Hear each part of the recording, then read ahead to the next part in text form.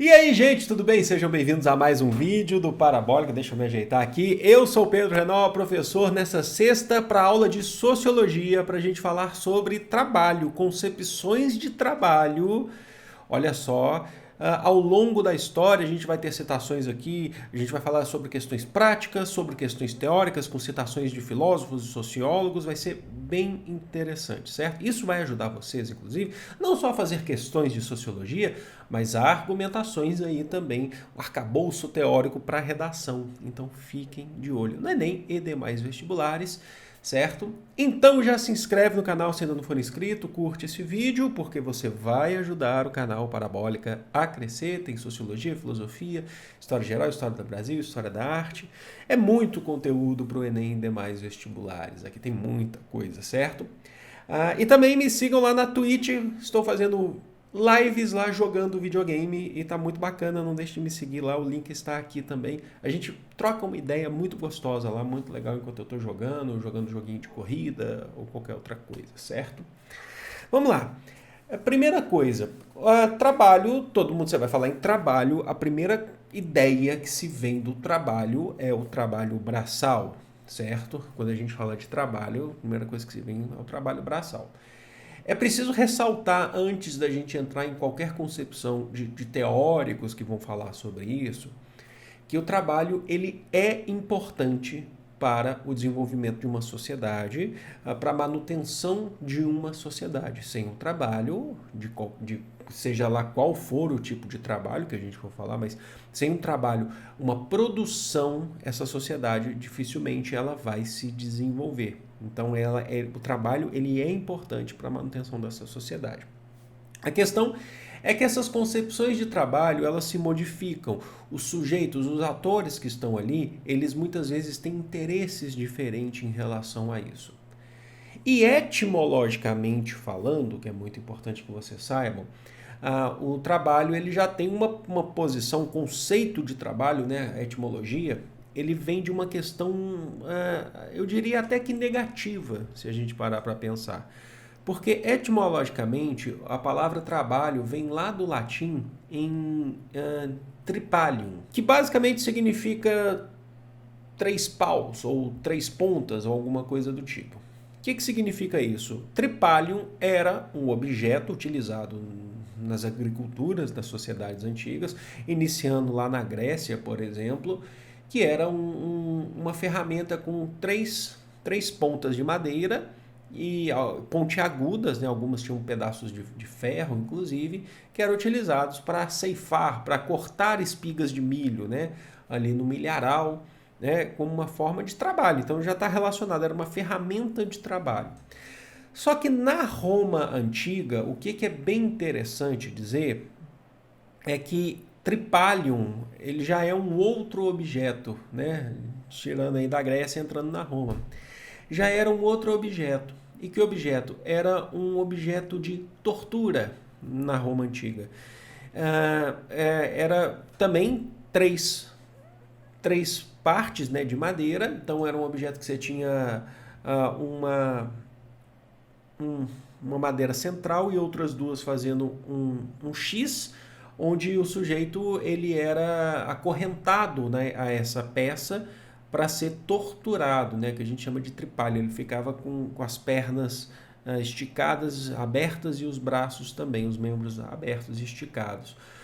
Bom, essa concepção acabou dando uma conotação muito negativa para o trabalho, porque principalmente o trabalho físico, o trabalho braçal, ele meio que se tornou algo como um castigo, certo? Algo que seja uma forma de punição, por exemplo. E as concepções, inclusive, que a gente vai falar, por exemplo, dos gregos, né? E é muito importante começar. Opa, bati no meu celular aqui. É muito importante começar assim, falando dos gregos, que os gregos eles tinham uma concepção pouco diferente das concepções modernas que a gente tem de trabalho.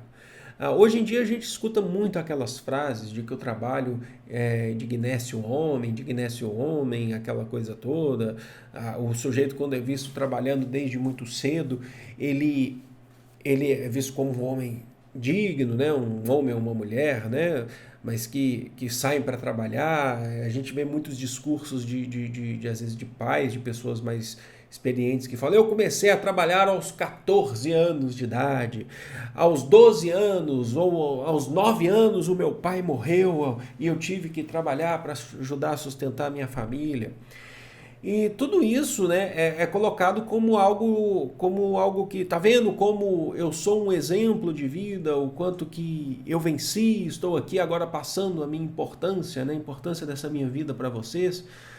Só que na Grécia Antiga não se tinha muito isso. Na Grécia Antiga, eles identificavam isso, que é muito importante, que você sabe que tem muitas pessoas que têm, às vezes, exageram ou generalizam em relação a isso. Os gregos identificavam o trabalho como importante, porque afinal de contas, na Grécia Antiga, se você não tivesse o trabalho, ainda mais a gente está falando de uma sociedade que trabalhava com agricultura e comércio, eles precisavam depender, a agricultura na Grécia, eu já falei para vocês que a gente tinha poucas terras férteis na Grécia, por exemplo, então as terras eram sumariamente utilizadas, né, porque você tinha que extrair o máximo que elas podiam, porque elas não eram tão férteis assim.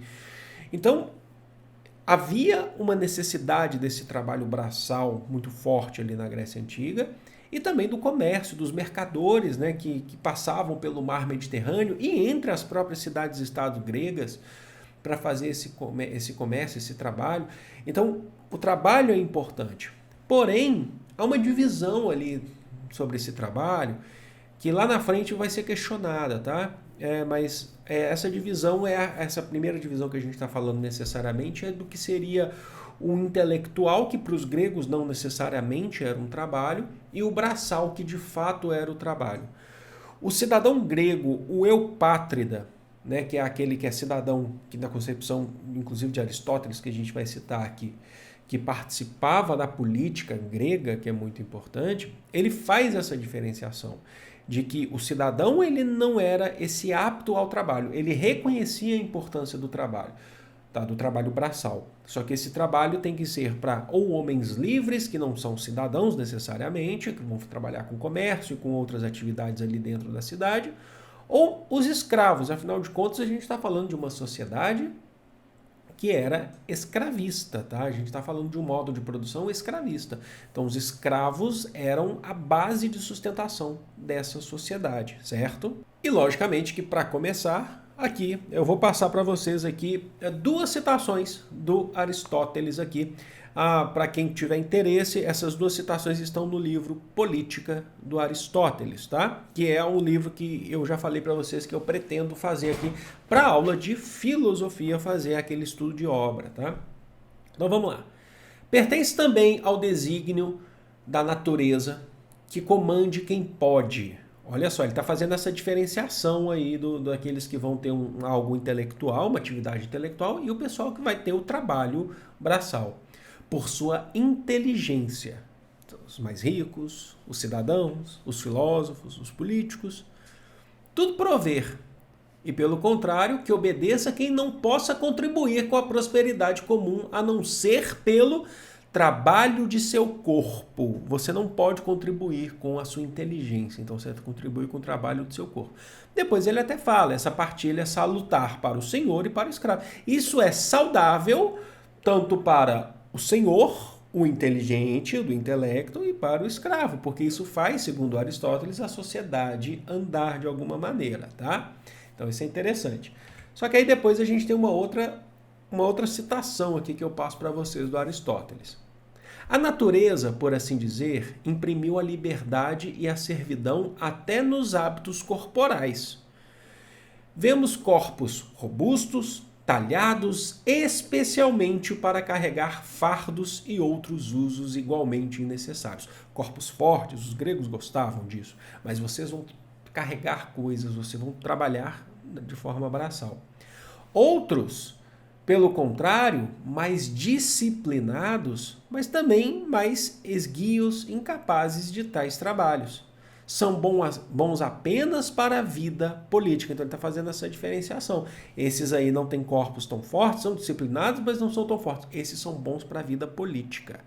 Isto é, para os exercícios da paz e da guerra, certo? Que vão discutir. As discussões políticas na Grécia, ali nesse caso em Atenas, geralmente se gerava em torno da paz, o que nós produzimos politicamente aqui em tempos de paz, quais serão as atitudes aqui, e a guerra, né? Quando estamos em guerra. Vale lembrar que o mundo grego viveu as guerras médicas contra os persas. O Aristóteles já tinha vivido, né? Tinha passado por isso. E depois também a guerra do Peloponeso, né? Entre a Liga de Delos e a Liga do Peloponeso. Atenas contra Esparta, praticamente, né? Aí ele até fala depois, ocorre muitas vezes, porém, o contrário. Brutos têm a forma exterior da liberdade e outros, sem aparentar, só têm a alma de livre. Aí são outras questões que ele fala que também não são regras gerais. Mas de forma mais abrangente, né, ele está falando para a gente que existem os intelectuais e existem os que trabalham, que não têm essa capacidade intelectual. Só que vamos avançar o nosso tempo aí, gente. A gente passa pela Grécia, vai passar por vários outros momentos, por Roma, a gente vai passar pela Idade Média. É importante que a gente chegue na sociedade capitalista. E aí, principalmente nessa segunda fase do capitalismo, que é o capitalismo industrial. A gente estava falando ali do século XVIII, século XIX, as duas primeiras etapas, as duas primeiras revoluções, Revolução Industrial e Revolução... a primeira Revolução Industrial e a segunda Revolução Industrial. Ali, gente, a gente começa a ver um pouco da importância do trabalho, mas até mesmo de uma outra forma, tá? Se aproximando do que a gente vê hoje na nossa sociedade, que é capitalista, certo? As pessoas tiveram que se adequar, ou ocorreu o êxodo rural, o famoso êxodo rural, que daqui a pouco a gente, inclusive, vai falar um pouco mais sobre isso em citação, e as pessoas tiveram que adequar as suas vidas, o trabalho foi se adequando, né? As pessoas tiveram que adequar as suas vidas para viver esse momento da Revolução Industrial, desse êxodo rural.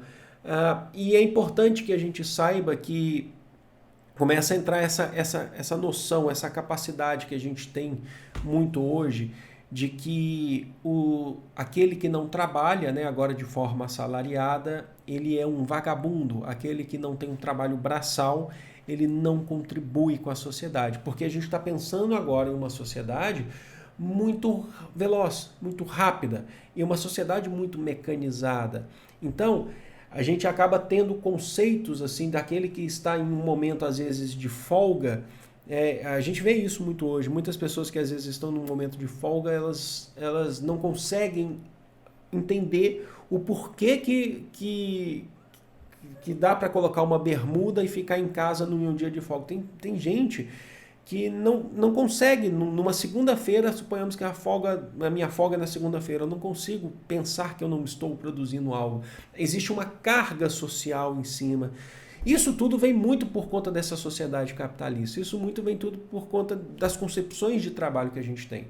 Porque com o advento da Revolução Industrial, aquele que não trabalhava, ele, logicamente, que ele não se enquadrava no conceito do capitalismo, ele acabava passando fome e morria de fome.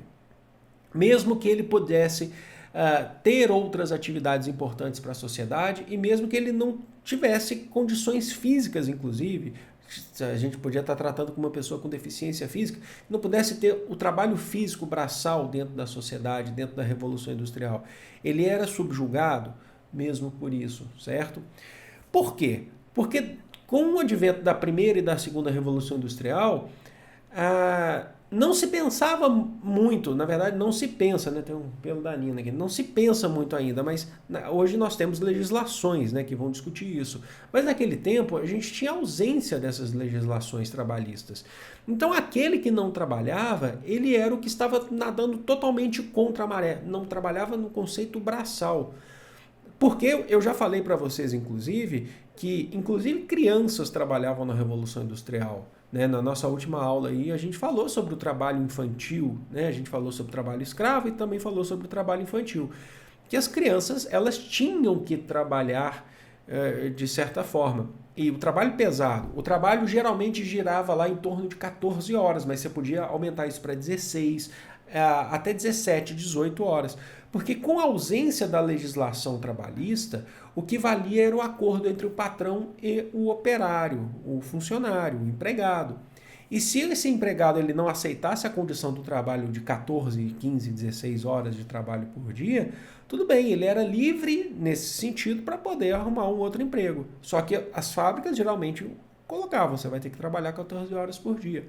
Ou seja, a gente está falando de um processo que limita o trabalhador. A gente está falando de um processo que fala para o trabalhador que ele não é livre nesse sentido. Entendeu? Então ele vai ter que se adequar a essas condições porque está se valorizando muito mais a produção da fábrica do que o seu próprio trabalho, do que a sua vida, né? Agora eu falo para vocês, já me falaram isso inclusive, mas antes não era difícil também da Revolução Industrial? Porque parece que foi a Revolução Industrial se tornou um mal assim para os trabalhadores. Gente, antes era muito difícil mesmo, existia uma sociedade extremamente miserável. Só que ainda assim você tinha o trabalhador, ainda que não 100% livre, e quem que vai falar isso mais para frente, eu vou mostrar inclusive, falar sobre isso, vai ser o Marx, que não tem como fugir de Marx para falar disso também, mas ainda assim você tinha um controle sobre o seu próprio trabalho. Com a Revolução Industrial, esse controle passa para a mão do patrão, certo? Então, nesse sentido. E, logicamente, que lá no século XIX a gente vai ter teóricos discutindo isso e a gente vai ter a importância, inclusive, do Adam Smith, né, que é o pai do liberalismo econômico, lá com a sua grande obra, A Riqueza das Nações. O Adam Smith ele vai fazer uma relação do trabalho, que é muito importante. Ele vai fazer uma relação do trabalho com o valor, né, que é gerado por esse capitalismo, o valor das mercadorias. Para o Adam Smith, uma das formas que faz uma mercadoria ter um valor alto, um preço alto, né, ou um preço baixo, é a quantidade de trabalho empregado na fabricação dessa mercadoria. Então, suponhamos que uma mercadoria que que é feita de forma bem rápida, o valor dela vai ser reduzido. Quando essa mercadoria você precisa de uma mão de obra que vai demorar, o tempo de trabalho vai demorar, e aqui a gente não está falando se é complexo ou não, a gente está falando de tempo de trabalho, essa mercadoria acaba saindo mais cara. Mas eu quero que vocês prestem bem atenção. É a famosa ideia que ele mesmo traz da água, né, e do diamante. Que a água, eu já falei isso no vídeo sobre capitalismo da fase 2 aqui, né, o capitalismo industrial, mas é aquela ideia da água e do diamante que ele trabalha. Que a água ela tem um valor de uso muito grande, todo mundo usa a água pra caramba e tal. Mas nada você pode trocar. A água você não troca com nada porque ela tem um valor de troca muito baixo, porque você não tem tanto tempo trabalhado na água. Então a água acaba sendo mais barata, diferente do diamante. O diamante não serve para quase nada. Você para pensar, o que é um diamante? O diamante serve para porcaria nenhuma, desculpa o termo falando, a não ser para o enfeite ou alguma coisa do tipo. Mas tudo bem, o diamante ele tem um valor de uso muito baixo. Só que o tempo utilizado para lapidar esse diamante é muito alto. Então, segundo o Adam Smith, não sou eu que estou falando, tá? Esse diamante ele sai caro no mercado. Ele é uma mercadoria caríssima, na verdade, tá? E por que eu estou falando isso em relação a valor? Porque o Adam Smith relaciona o trabalho a esse valor. Então, vamos pensar que isso vai contribuir, aí, ó, é importante, para que nas indústrias lá do século XIX e depois também no século XX, se tente buscar uma forma de dinamizar esse trabalho. Olha só, vamos tentar empregar o menor tempo necessário para a produção de tal mercadoria. E como que a gente vai fazer isso? Isso lá na frente, não é o Adam Smith que está elaborando necessariamente isso, mas lá na frente a gente vai ver essa divisão dentro das fábricas, essa divisão de trabalho, que lá na frente a gente vai ver inclusive a teoria administrativa, né, da produção administrativa, com o Taylorismo, depois o Fordismo, que a gente vai começar a elaborar novas formas, né, de administração dessas fábricas, de divisão de trabalho dessas fábricas. Então o trabalhador, ele fica pouco tempo em um produto, porque ele só tem que fazer algo muito rápido. Isso vai refletir lá na frente no seu próprio salário. Porque ele, em cada produto que sai dessa fábrica, esse trabalhador ele mexeu muito pouco, porque existem vários outros trabalhadores, cada um mexe um pouquinho nesse produto. Então esses produtos, segundo o Ford, inclusive, ele defendia que os produtos tinham que ser mais baratos, inclusive, né? Mais baratos, entendam isso? Isso lá na frente vai refletir que a gente pode ter preços menores, mas ao mesmo tempo o faturamento da fábrica é grande porque você tem estoque, você produz muito. Mas em relação ao produto, individualmente em cada produto, fica menor. Então o trabalhador ele vai receber menos por isso. O trabalhador, então, ele está vivendo nesse processo, recebendo muito pouco por cada produto que ele produz dentro da fábrica, porque ele fica pouco tempo. O Adam Smith ele vai influenciar muito dessa turma aí, desses capitalistas, nesse sentido, com essa teoria de que você está trabalhando pouco para cada produto que sai, esse produto sai com um preço menor, então você também vai receber menos por esse produto, tá? Então você tem todas essas concepções aí em relação à Revolução Industrial. Só que aí vem algo bem importante ainda no século XIX, que é Marx e Engels, Karl Marx e Friedrich Engels, que já vão dar uma outra concepção em relação a esse trabalho. O que o Marx, o que ele vai falar que é muito importante, eu vou trazer citações para vocês que eu quero que vocês anotem. O Marx ele vai definir para a gente que o trabalho ele é o intermediador entre o ser humano, o sujeito e o objeto. O trabalho é o qual você, ser humano, tem contato, produz um determinado objeto, certo? E esse trabalho, o trabalho é algo inalienável. Inalienável. O que significa isso? Isso pertence a você e ninguém pode retirar de você. Isso é seu, é natural a você, ser humano. É o seu trabalho. Quando tentam alienar o seu trabalho, estão tirando a sua própria liberdade.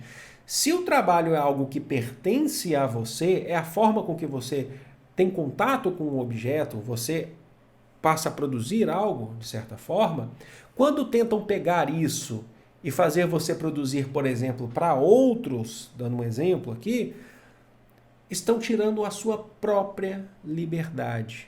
Assim, quando você está agora se sujeitando, pensa no tempo da Revolução Industrial, mesmo os exemplos que a gente estava usando aqui, vendendo a sua força de trabalho, porque esse trabalho é seu, ele é próprio seu. Você vai vender ele para uma fábrica. Porque se você não fizer isso, aquela condição capitalista vai falar que você vai morrer de fome. Então você vai ter que vender a sua força de trabalho.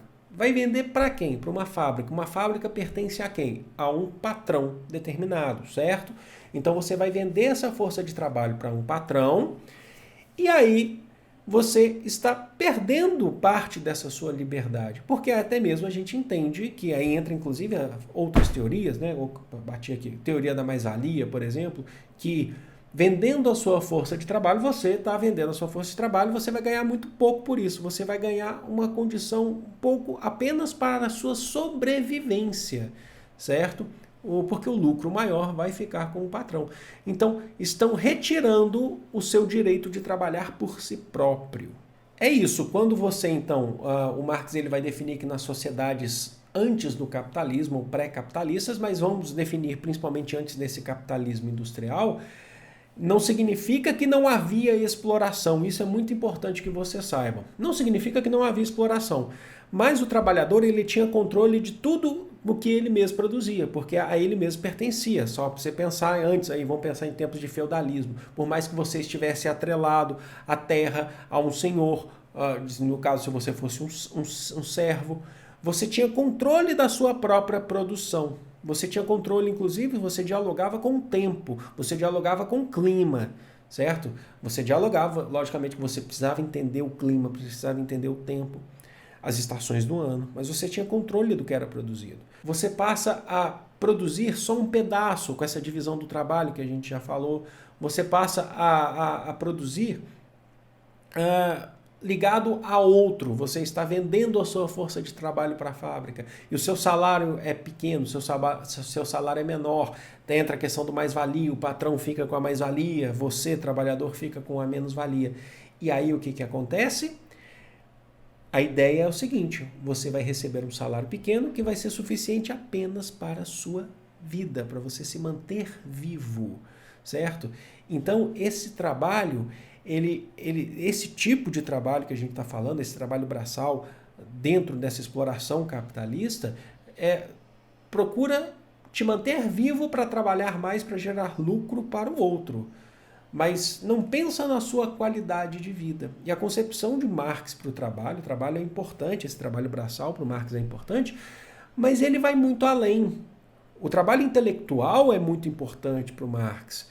Ele entende que há pessoas que podem contribuir de outras formas também, certo? E a gente vai ver isso em citação agora. Tá aí, gente. Primeira citação, eu trouxe aqui três citações agora de Marx, todas elas retiradas de um livro que eu considero bem didático para entender um pouco mais de Marx, que é A Crítica ao Programa de Gotha. Tá? O que é o Programa de Gotha?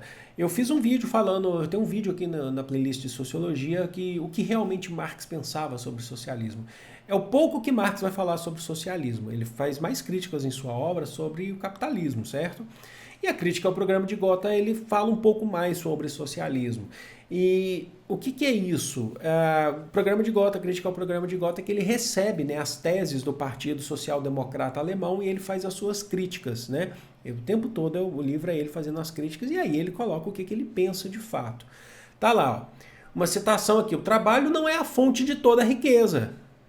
O Adam Smith falava isso. A natureza é a fonte dos valores de uso e é em tais valores que consiste propriamente a riqueza material.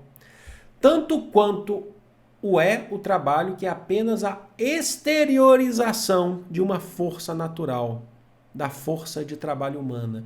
O trabalho pertence a você, você está exteriorizando a sua força de trabalho. Mas vamos lá. Aqui ele já vai fazer essas críticas que a gente está falando a essa burguesia que tira a liberdade do trabalhador. Os burgueses têm excelentes razões para atribuir ao trabalho essa força sobrenatural de criação. Falar que é o trabalho que faz essa sociedade e tal. Então trabalhem muito. Para quem? Para nós, né? Foi assim que eles pensavam. Pois precisamente do condicionamento natural do trabalho, segue-se que o homem que não possui outra propriedade senão sua força de trabalho torna-se necessariamente, em todas as condições sociais e culturais, um escravo daqueles que se apropriam das condições objetivas do trabalho. Ele só pode trabalhar com sua permissão, portanto, só pode viver com sua permissão. Se numa sociedade industrial onde aqueles que não podem desempenhar um trabalho braçal dentro de uma fábrica, eles não podem por algum motivo, certo? Eles são jogados à margem da sociedade. Então, você pode desempenhar. Se você não nasceu em berço de ouro, se você não é de família rica, você vai ter que trabalhar numa fábrica nessa sociedade que o Marx está apontando aqui. A Crítica ao Programa de Gotha é de 1875, alguma coisa assim. Ele está em plena segunda Revolução Industrial. E aí ele fala, então você vai ter que trabalhar para um cara que vai impor essas condições, nós não temos legislação, você vai ter que trabalhar para esse cara, para esse patrão, e eles estão falando que isso é importante, tentando te valorizar, você é importante trabalho, mas se você parar também, se você parar de trabalhar também, esse patrão também, se todo mundo para, né, se organiza, né, se une em relação a isso e passa a ter essa consciência, você, esse burguês, esse patrão está lascado, certo? Mas é isso que ele está falando. Ó. Então, se você entra nesse jogo, se o seu trabalho é alienado, você está perdendo a sua liberdade. Você só pode viver com a permissão desse cara que está acima, né, que é o patrão dessa fábrica. E aí, partindo para a terceira citação, fala assim, poxa, mas então o que o Marx ele quer? Ele é contra trabalhar? Calma. Ele acha que é importante o trabalho, só que o trabalho ele pertence a você. Você não pode alienar esse trabalho ao patrão. E aí a gente chega na citação importante aqui da crítica ao programa de Gotha que eu vou ler para vocês. Numa fase superior da sociedade comunista, então ele já está pensando lá na frente, quando tiver sido eliminada a subordinação escravizadora dos indivíduos, a divisão do trabalho e com ela a oposição entre trabalho intelectual e manual, ele está falando assim, tirar aquela concepção grega que se tinha, sabe? Que depois na Revolução Industrial o patrão é aquele que não trabalha, mas os outros trabalham e o patrão fala, tá vendo como é que é importante trabalhar? Quando o trabalho tiver deixado de ser mero meio de vida e tiver se tornado a primeira necessidade, ele fala da importância do trabalho, que é importante, vital, quando, juntamente com o desenvolvimento multifacetado dos indivíduos, suas forças produtivas também tiverem crescido e todas as fontes da riqueza coletiva jorrarem em abundância, da riqueza coletiva, apenas então o estreito horizonte jurídico burguês poderá ser plenamente superado e a sociedade poderá escrever em sua bandeira. Atenção que essa frase é muito importante, é o que Marx de fato acreditava. De cada um segundo as suas capacidades. Cada um vai trabalhar para o Marx de acordo com a sua capacidade. Não vai além da sua capacidade. E a cada um segundo as suas necessidades. Não há necessidade de produzir o excedente para lucrar. O excedente para lucrar. Tá? Fazer esse estoque do Fordismo, por exemplo, que gera lucro para a Ford. A gente tem que pensar na sociedade coletiva. É preciso, a gente está precisando agora de mais, muito mais? Não, a gente vai produzir o que é necessário para a nossa vida tranquila, certo? É isso que o Marx está pensando. Então, guarda essa frase. De cada um segundo as suas capacidades, a cada um segundo as suas necessidades, entenderam? E o Marx, inclusive, na própria crítica ao programa de Gotha, nesses trechos aqui, ele fala sobre produzir, inclusive, para aqueles que não conseguem fazer o trabalho braçal, mas podem ter outras atividades, outros trabalhos que para eles são trabalhos que não são só braçais. O trabalho intelectual é muito importante. O próprio ato de viver, de estudar é um trabalho segundo a concepção marxista. Isso é importante que vocês saibam. Tem a sua importância dentro da sociedade, entenderam? Gente, eu esperei trazer aqui para vocês algumas concepções de trabalho, com citações, o que é muito importante, porque eu espero que vocês anotem. Isso pode ajudar, inclusive em determinados temas de redações, e por aí vai. Eu quero que vocês deixem aqui nos comentários, tem muita coisa por vir ainda, sempre com muito respeito, afinal de contas, quando a gente fala de Marx, a gente sabe que sempre vai ter alguém que vai ver o vídeo em 1 minuto e vai falar, Marx, você falava aqui... Não. Calma. Calma, a gente está falando aqui sobre concepções de trabalho, existem várias concepções de fato, certo? Eu vou ficando por aqui, amo vocês de coração, grande beijo, fui!